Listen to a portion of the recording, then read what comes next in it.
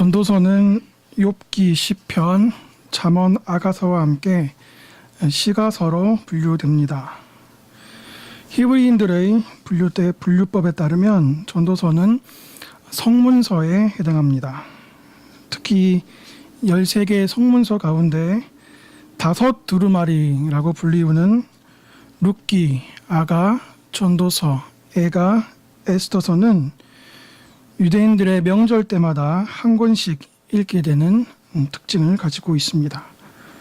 아가서는 유월절, 룻기는 오순절, 에가는 예루살렘 파괴일에, 에스더는 부림절, 그리고 오늘 본문 전도서는 장막절이라고 일컫는 초막절에 읽게 되었습니다. 유대인들이 주수를 거의 다 끝내고 한 해 농사를 회고함과 동시에 또 다른 한 해를 전망하면서 읽었을 이 전도서는 잠언 그리고 욥기서와 함께 지혜서라고도 불리웁니다. 잠언, 욥기, 전도서에서 지혜와 직접적으로 관련된 단어만 184회가 담겨져 있다는 사실은 이 세 권의 책이 왜 지혜서라고 분류하게 되었는지를 잘 설명해 주는 것 같습니다. 전도서 3장 1절 본문을 대하기에 앞서 오늘 우리가 교훈받을 첫 번째 대목은 이 지혜서에서의 지혜가 무엇인지를 파악해 보는 일입니다. 지혜서에서 뚜렷한 특징 한 가지를 꼽자면 다른 성경에서 흔히 볼 수 있는 이스라엘의 역사와 제의를 발견할 수 없다는 것입니다. 예컨대 언약, 광야, 성소, 제사, 절기 따위의 언급들 말이죠. 대신 너무나 실천적인, 너무나 현실적인 논제들이 지혜서에서는 나열되어지고 있습니다. 지혜자는 우리들에게 이스라엘 장엄한 구속의 역사 대신 지금 여기에 살고 있는 인간의 경험적 삶을 주의 깊게 관찰하고 있습니다. 지혜자는 삼층천 하늘 위 저 너머의 이야기를 잠시 멈춘 채 실제적으로 인간이 마주하는 현실과 그 현실에 적나라하게 반응하는 인간의 행동 패턴들을 사심없이 가감없이 정직하게 표현해주고 있습니다. 이러한 맥락에서 지혜자는 어떻게 하면 하늘의 질서를 이 냉엄한 현실에 적용할 것인가 고민하고 실천하며 또 그의 실패를 우리에게 말해주고 있습니다. 이렇게 하늘의 질서를 이 세상에 적용하는 방식, 그 방식을 잠언, 욥기, 전도서는 지혜라고 표현합니다. 하나님의 뜻을 이 세상에 구현하는 공식, 그것을 지혜서는 지혜라고 말하고 있습니다. 한 걸음 더 나아가 저는 오늘 이 지혜를 다른 언어로 대체해 지혜서가 말하는 지혜의 의미를 부각시키고자 합니다. 그 단어는 바로 기술이라는 단어입니다. 히브리 성경에서 지혜는 기술을 가리킵니다. 이때 기술은 물리적 기술과 지적인 기술 모두를 포함한 것인데 특히 지혜서 안에서의 기술은 삶의 기술을 뜻하게 됩니다. 에릭 프롬이 말했듯이 사랑을 잘 하려면 사랑에 기술이 필요하듯이 삶을 잘 경영하려면 삶에 기술이 필요한 것이죠. 이런 삶의 기술을 잘 구비한 자를 지혜서는 지혜로운 자라고 말합니다. 지혜로운 자는 하나님의 하늘 질서를 자신과 이 세상에 적용할 수 있는 최적의 기술을 보유한 자입니다. 그 삶의 기술은 또한 인생의 복잡 다변한 정황들을 해석해 나가고 개별적 상황에 대한 올바른 판단과 해답을 찾을 수 있게 하는 삶의 공식과 같은 것입니다. 고등학교 때 풀었던 고차 방정식 기억하십니까? 5, 6줄로 장황하게 서술되어진 고차 방정식이라도 결국 몇 개의 규정된 공식으로 그 문제가 풀어져 결론이 도출되는 것처럼 지혜서는 우리에게 이렇게 얽히고 저렇게 설킨 삶의 고차 방정식을 해결할 수 있는 삶의 기술, 신앙의 기술, 인생의 기술을 잘 갖추라고 독려하는 책이라 규정할 수 있습니다. 그렇다면 잠언, 욥기, 전도서는 이 삶의 기술에 대해 어떠한 입장을 가지고 있을까요? 먼저 잠언입니다. 잠언은 삶의 기술에 대해서 가장 보수적인 입장을 취하고 있습니다. 마치 집안의 장남처럼 말이죠. 잠언의 전체적인 정서는 삶의 기술을 잘 갖추어야 하고 그 기술을 구비하고 있는 한 인생은 잘 경영될 것이라고 말하면서 점잖을 빼는 모습을 취하고 있습니다. 조금은 고루해 보이지만 한 집안의 장남으로 든든한 규준을 세워주고 있는 것입니다. 그런데 이 형님의 말씀에 두 아우 욥기와 전도서는 고개를 약간 옆으로 까딱이면서 팔짱을 끼고 다리를 꼬으면서 거스름을 피우는 듯한 모습으로 다음과 같이 말합니다. 잠언 형님 말씀이 맞기는 맞는데요. 항상 그렇지는 않아요. 이런 뉘앙스를 욥기는 대화와 독백으로, 전도서는 좀 더 철학적인 형설의 모습으로 그려내고 있습니다. 여기서 우리는 잠언 그리고 욥기와 전도서 간의 긴장을 보게 됩니다. 잠언은 일정하고 확실한 삶의 질서, 삶의 지혜, 삶의 기술을 언급하며 명확한 기준을 세워주는 반면 욥기와 전도서는 그러한 기준을 뛰어넘는 저 너머의 수수께끼 같은 경우도 있음을 잠언 형님에게 은근히 지적해주고 있습니다. 이 긴장은 욥기에서 잘 나타나고 있습니다. 욥기의 세 친구들은 잠언의 내용을 거의 그대로 가져와서 잠언이 말하는 그 명확한 기준을 계속해서 말하므로 욥을 일깨우려 합니다. 하지만 수수께끼 같은 상황에 놓여진 욥은 세 친구가 말하는 잠언의 명확한 기준, 그 너머에 무엇이 있음을 고민하면서 하나님께 몸부림치고 있는 것이죠. 그런데 흥미로운 점은 잠언 그리고 욥기와 전도서가 삶의 기술을 두고 긴장관계에 있지만 이 긴장관계는 결코 모순되거나 상충되지 않는다는 사실입니다. 어떻게 그렇습니까? 잠언은 욥기의 혼란스러움에 언제나 한결같은, 언제나 지향해야 할 질서를 되새겨 줍니다. 잠언은 전도서가 개탄하는 염세적 반성이 너무 과하지 않도록 적절한 울타리를 쳐주고 있습니다. 반대로 욥기와 전도서는 잠언의 영민함과 정치함이 공로주의, 독단주의로 흘러 자고하지 않도록 벌레와 같이 늘 우리를 자극하고 경성하게 해줍니다. 욥기와 전도서는 한껏 경직된 잠언으로 하여금 수수께끼 같은 결코 일반적 공식으로는 풀 수 없는 경우를 들어 보이므로 좀 더 열린 사유로, 좀 더 포용하는 생각으로 삶의 여백을 남겨두라 말하고 있습니다.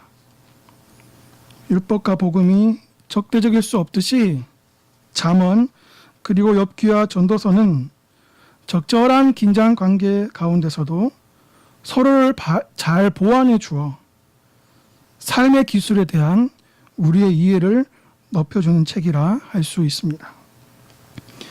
오늘 우리가 읽은 본문도 금방 앞서 언급한 전도서의 특징, 즉 사유의 열림과 포용을 잘 나타내주고 있습니다. 전도서 3장 1절입니다. 제가 개역 한글로 한번 읽어보겠습니다. 천하의 범사가 기한이 있고 모든 목적을 이룰 때가 있나니. 천하의 범사가 기한이 있고 모든 목적을 이룰 때가 있나니. 마치 태초에 하나님이 천지를 창조하시니라 라고 선언하듯이 전도서 3장 1절 말씀은 삶의 기술에 있어서 시간에 대한, 때에 대한 화두를 직관적으로 던져주고 있습니다. 2절에서 8절은 인생이 이 시간과 때의 함수관계로 엮여져 가게 됨을 말하고 있습니다. 2절, 날 때가 있고 죽을 때가 있으며 심을 때가 있고 심은 것을 뽑을 때가 있으며 죽일 때가 있고 치료할 때가 있으며 헐 때가 있고 세울 때가 있으며 울 때가 있고 웃을 때가 있으며 슬퍼할 때가 있고 춤출 때가 있으며 돌을 던져버릴 때가 있고 돌을 거둘 때가 있으며 이건 전쟁의 상황입니다. 안을 때가 있고 않는 일을 멀리할 때가 있으며 찾을 때가 있고 잃을 때가 있으며 여기서 잃을 때는 찾는 것을 멈출 때라고 해석할 수 있습니다. 지킬 때가 있고 버릴 때가 있으며 찢을 때가 있고 꿰맬 때가 있으며 잠잠할 때가 있고 말할 때가 있으며 사랑할 때가 있고 미워할 때가 있으며 성경은 늘 사랑하라 말하지만 그 사랑을 위해 임시적으로 미워할 때도 있음을 말해주고 있습니다. 전쟁할 때가 있고 평화할 때가 있으며 이도 마찬가지입니다. 이렇게 14쌍의 때를 가지고 전도자는 이 때의 함수 관계로 인생이 이루어졌음을 보게 됩니다. 이런 복잡 다변한 때와 기한 가운데서도 하나님께서는 모든 것을 합력해서 선을 이루어 가신다고 합니다. 11절 초도입니다. 하나님이 모든 것을 지으시되 때를 따라 아름답게 하셨고. 번역에 오해의 소지가 있어서 ESV로 다시 봉독해 드립니다. 하나님께서 모든 일을 그 고유한 때를 따라 아름답게 만드시고 하나님께서 모든 일을 그 고유한 때를 따라 아름답게 만드시고. 여기서 문제는 모든 일을 그 고유한 때를 따라 아름답게 하시는 하나님에 대해서 우리는 사유할 수 있지만 그 하나님께서 행하시는 일의 원인, 행하시는 일의 이유, 그 행하시는 시와 그 행하시는 처음과 끝은 알지 못한다는 사실입니다. 11절 중후반, 또 사람에게는 영원을 사모하는 마음을 주셨느니라. 그러나 하나님이 하시는 일의 시종을 사람으로 측량할 수 없게 하셨도다.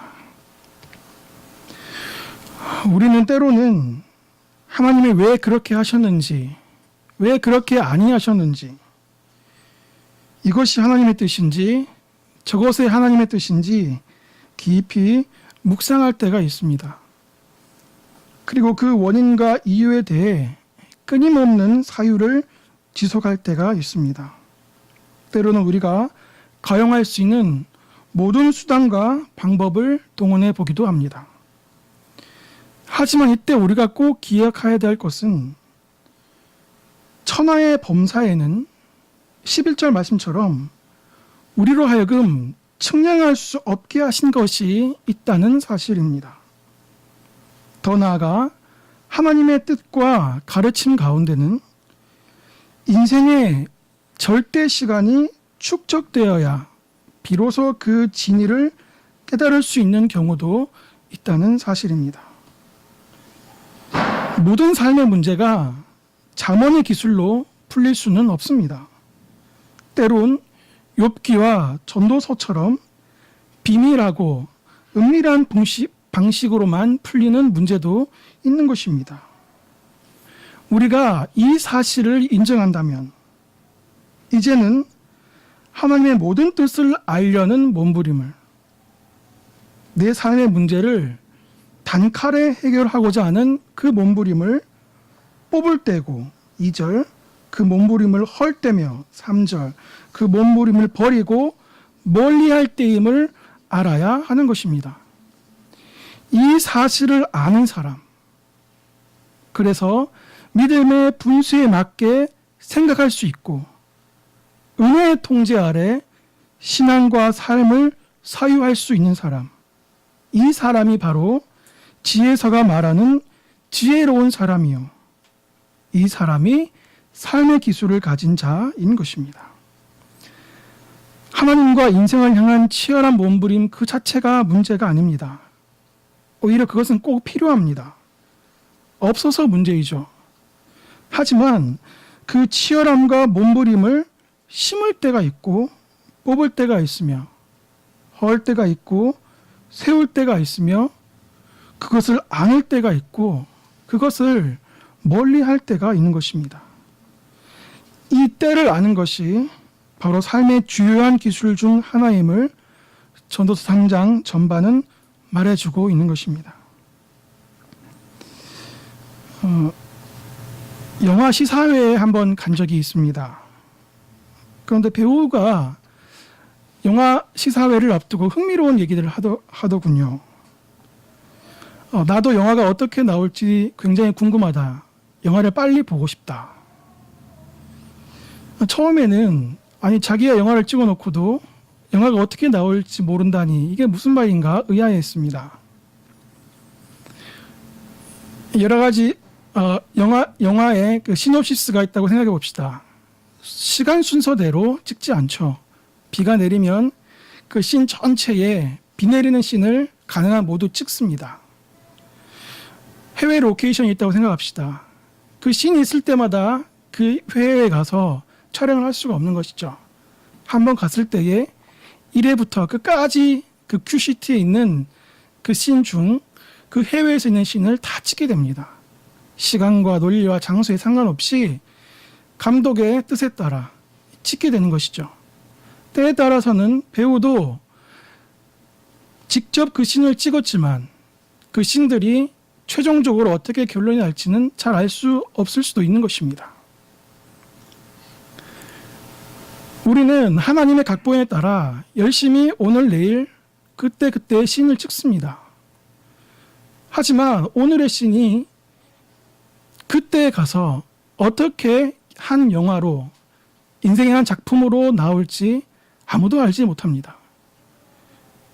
분명한 것 한 가지는 우리 인생의 영화 감독이 하나님이시고 하나님께서 메가폰을 잡고 있는 한 이 영화는 실패할 수 없다는 것입니다. 그렇기 때문에 우리는 오늘 찍는 이 씬이 정확한 의미를 알지 못한다 할지라도 하나님의 뜻에 따라 오늘 하루의 씬을 열심히 찍을 수밖에 없는 것이죠. 전도서는 너무 마이크로한 잣대로 자신의 인생을 기획하거나 평가하지 말라 충고합니다. 성공한 삶을 살아야 한다는 명목 아래 자신을 너무 푸시하지 말라 충고합니다. 마음으로 자기의 길을 계획할 뿐 아니라 그 걸음까지 걸어보려고 하는 자에게 그렇게 하지 말라 충고합니다. 그 이유는 무엇입니까? 11절, 하나님께서 모든 일을 그 고유한 때를 따라 아름답게 만드시고, 데살로니가전서 5장 14절, 너희를 부르시는 미쁘시니 그가 또한 이루시리라. 이사야 9장 7절, 만군의 여호와의 열심히 이를 이루시리라. 혹자는 이렇게 반문할 수 있습니다. 주님이 아름답게 이루시니 세오라 내오라 지와도 좋다. 노래를 불러도 좋은가. 지극히 초법적인 반문이요. 그야말로 삶의 기술에 전무한 자의 궤변입니다. 이는 마치 죄가 더한 곳에 은혜가 더한다고 하니 죄에 더 거하자라고 말하는 이치와 동일합니다. 그럴 수 없습니다. 죄에 대하여 죽은 우리가 어찌 더 그 가운데 살겠습니까? 어찌 내 죄의 비참함과 그 죄의 비참함 가운데 어떻게 구원받은지를 아는 자가 감사의 삶을, 예배의 삶을 멈출 수 있겠습니까? 이렇게 전도서는 우리들에게 경직된 마음을 유화시키고 사유의 폭을 넓혀 우리가 우리 인생에게 잡고 있는 그 악력을 놓아 좀 모든 것을 포용하라고, 여유를 가지라고 말해주고 있습니다. 진리 A와 진리 B가 있을 때 A와 B 어느 것을 하나만 취하는 것이 아니라, 그렇다고 A와 B 중간을 취하는 것이 아니라 진리 A와 진리 B 모두를 취할 수 있는 열림, 여유, 겸손을 가지라 말합니다. 어떻게 A와 B 모두를 취한 것이 겸손이 됩니까?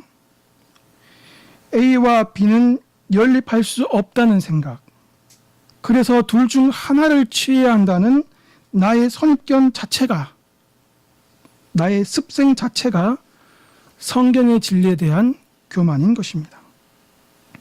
사랑하는 성도 여러분, 주님 안에서는 언제나 예만 있습니다.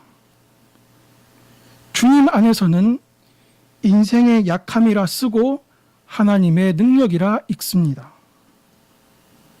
주님 안에서는 인생의 헛됨이라 쓰고 하나님께 이땜이라 읽습니다.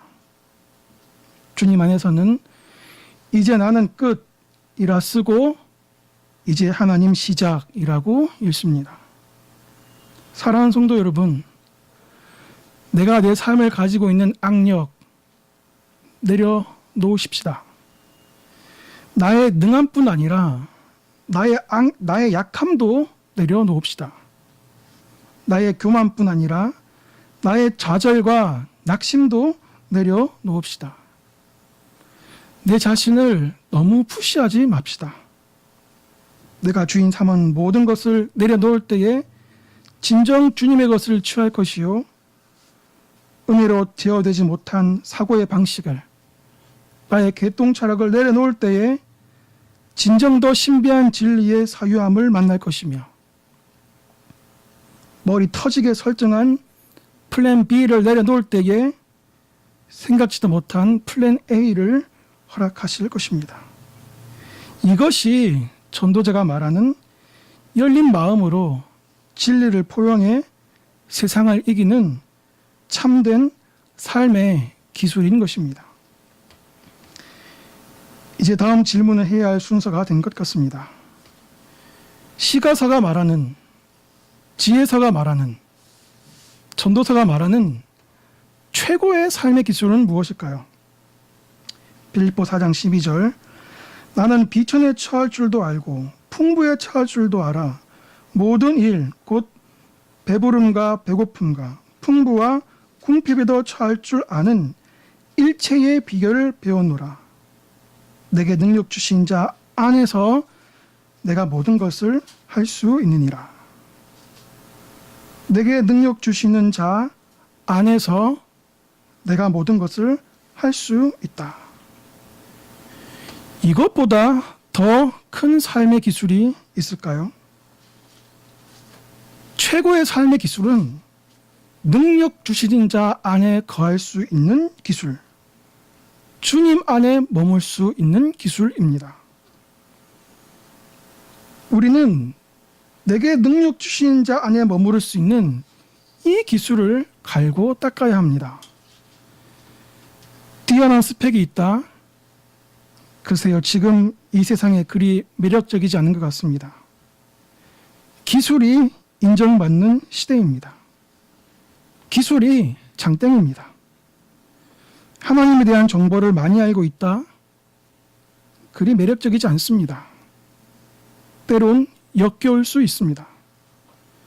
비가 오고 창수가 나면 가장 먼저 휩쓸려 갈 수 있습니다. 얼마나 그리스도 안에 있는 기술을 연마했는가? 이것이 장땡입니다.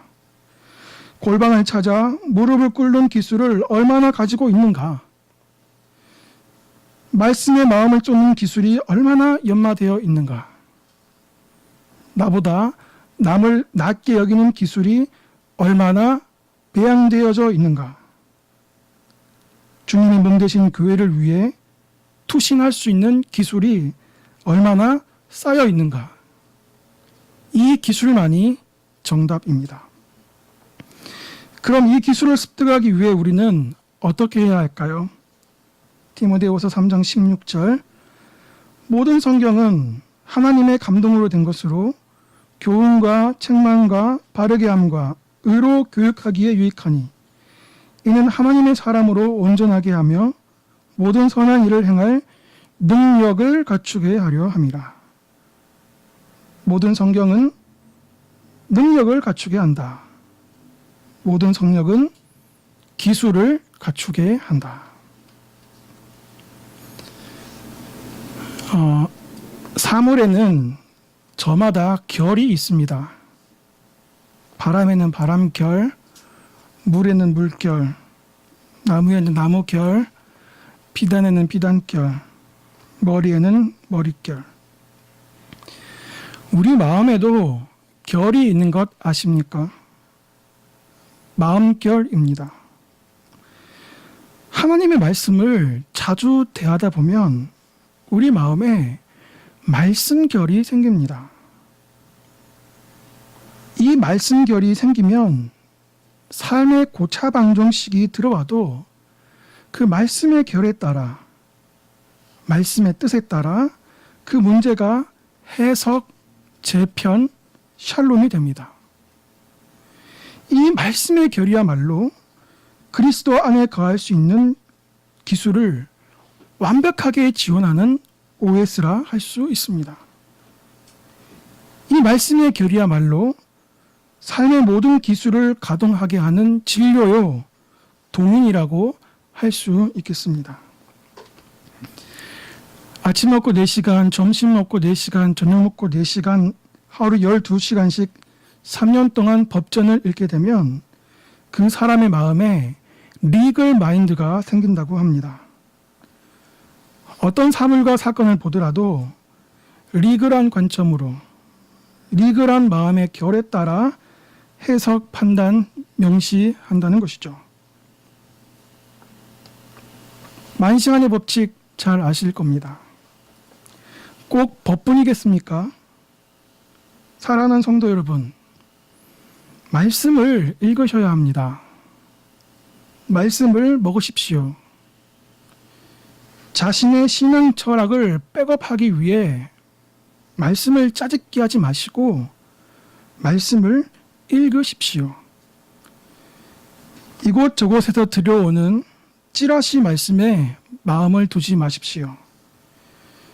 겸손히 성령님의 도움을 구하면서 여러분들이 직접 여러분의 성경책 한 장 한 장을 넘기십시오. 처음에는 여러분이 성경을 읽지만 나중에는 성경이 여러분들을 읽어 여러분들의 문제를 밝히 보여주시고 여러분이 가장 필요한 삶의 기술들을 주실 것입니다. 여러분들의 길에 빛을 비춰 주실 것입니다. 여러분들의 삶을 붙잡아 주실 것입니다. 말씀을 정리하겠습니다. 오늘 우리는 지혜서의 일반을 시작해서 전도 3장의 구체적인 말씀에 이르기까지 살펴보았습니다. 지혜서가 말하는 지혜는 바로 하나님의 뜻을 1차적으로 나와 2차적으로 이 세상에 구현하는, 적용하는 삶의 기술이었습니다. 이 삶의 기술은 잠언이 보유한 것처럼 언제나 정확하고 빈틈없이 구비될 수 있지만 동시에 욥기와 전도사가 말한 것처럼 은밀하며 비밀하여 좀 더 열린 사유로 좀 더 겸손한 마음으로 이 삶의 기술을 터득해야 함을 또한 배웠습니다. 무엇보다도 최고의